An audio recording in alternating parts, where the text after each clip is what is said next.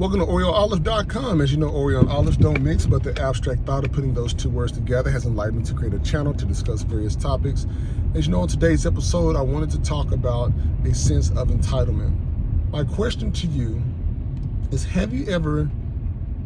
where have you been where you have seen someone showing a sense of entitlement? I want you to think about that long and hard for a minute, because I'm sure each and every one of you that is watching this video have experienced that at some point, either directly or indirectly, with it being done to someone else around you.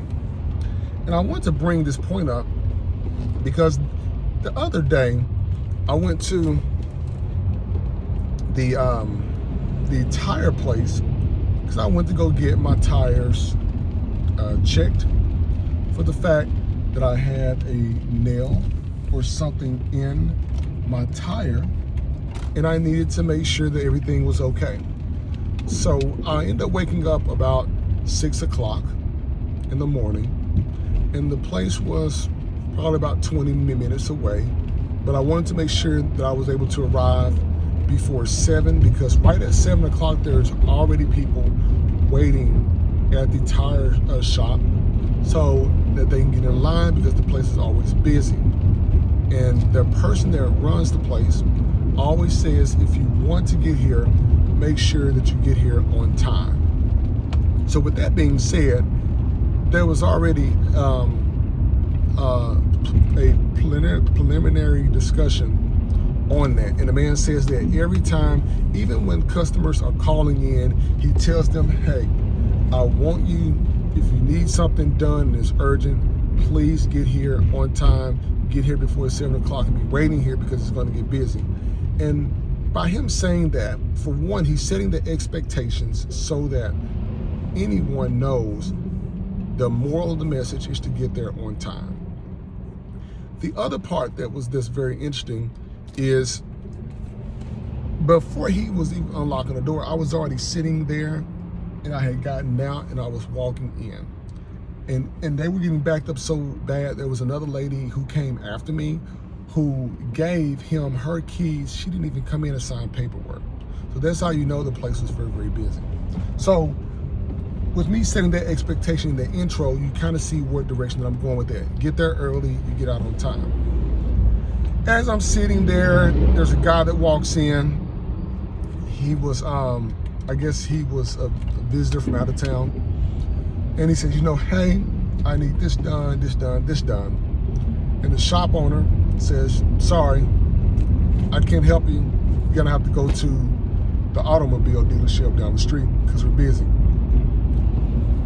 That person, that one man, slightly a sense of entitlement, because yes, he wasn't from around here, he didn't know, but he was kind of signaling for the guy to move somebody who's already there aside, put him in so he can get down the road. Wasn't gonna happen, didn't happen. The other part is, as I'm watching all of this, as I'm sitting back at the counter on the computer reading, my vehicle is already in the service bay, so there's like 12 people after me that's waiting.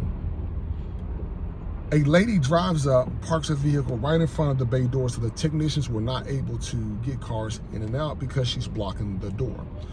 So since she didn't get anyone's attention, she walks in, waits in line for approximately about 3 to 5 minutes, then gets out of line because she's tired of waiting and feels like she's in a rush, gets back in her vehicle, drives closer to the bay door, signals for a technician, technician walks out, technician puts air in her tire, or her tires, so I'm guessing she needed just a boost of air before she got down the road, but she did not want to wait on anyone. She wanted to cut people in line. So the technicians had to get off of my vehicle to go and put air in her tires because she's blocking the bay door where my vehicle was.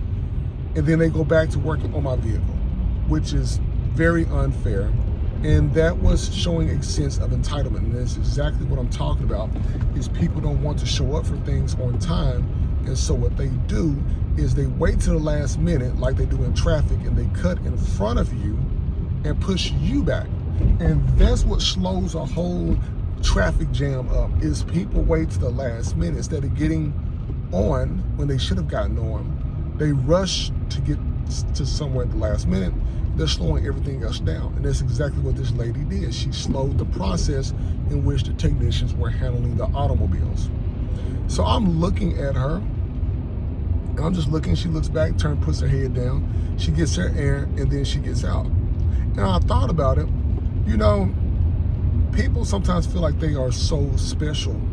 Some people, they feel like they're so special that they just get whatever they want, when they want, how they want it, because of maybe who they are, or maybe their pull in the community, whatever.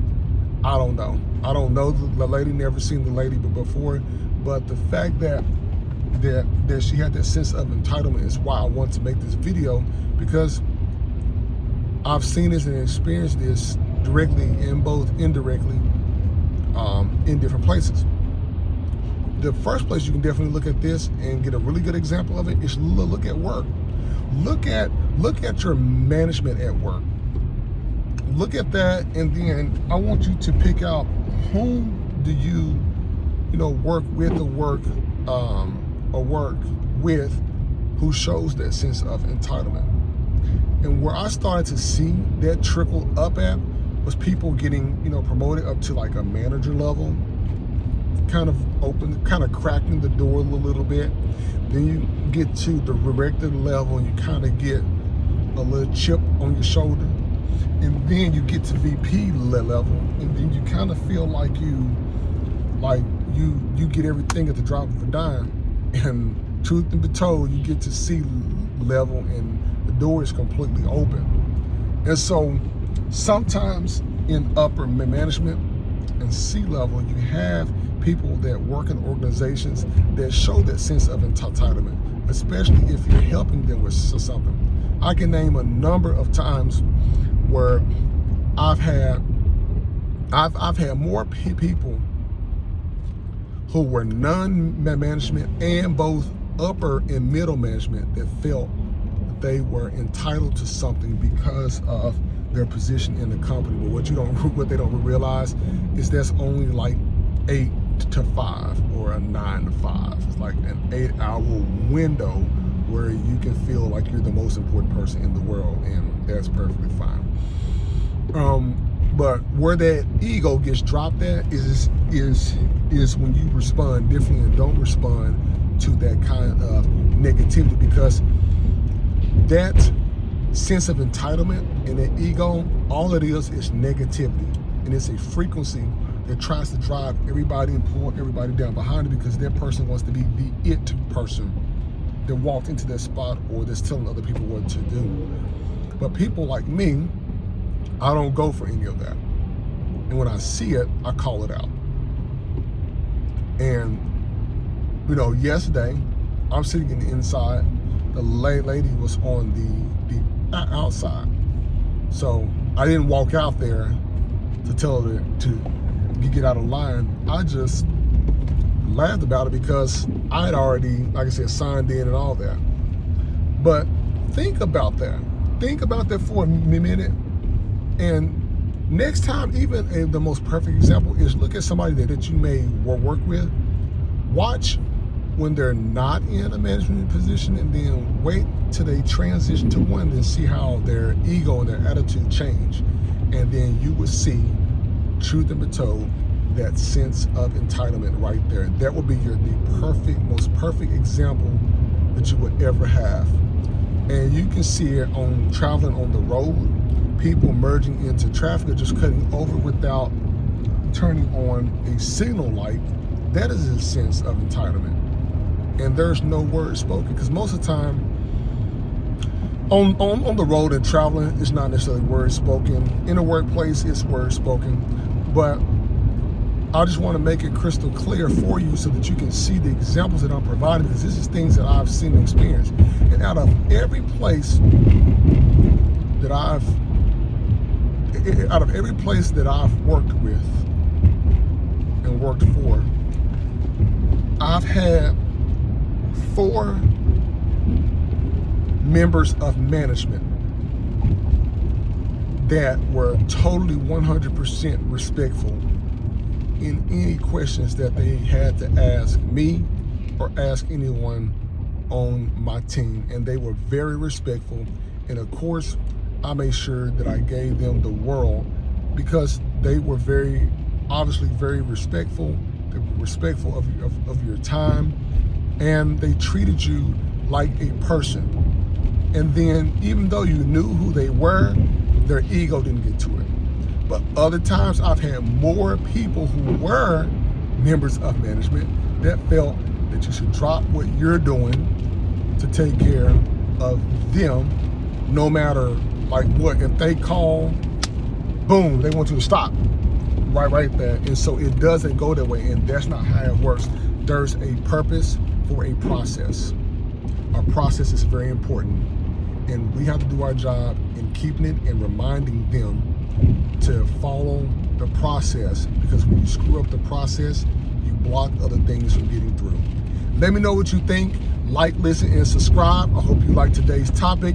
Let me know with the comments below. Hit the subscribe button, and I'll talk with you soon.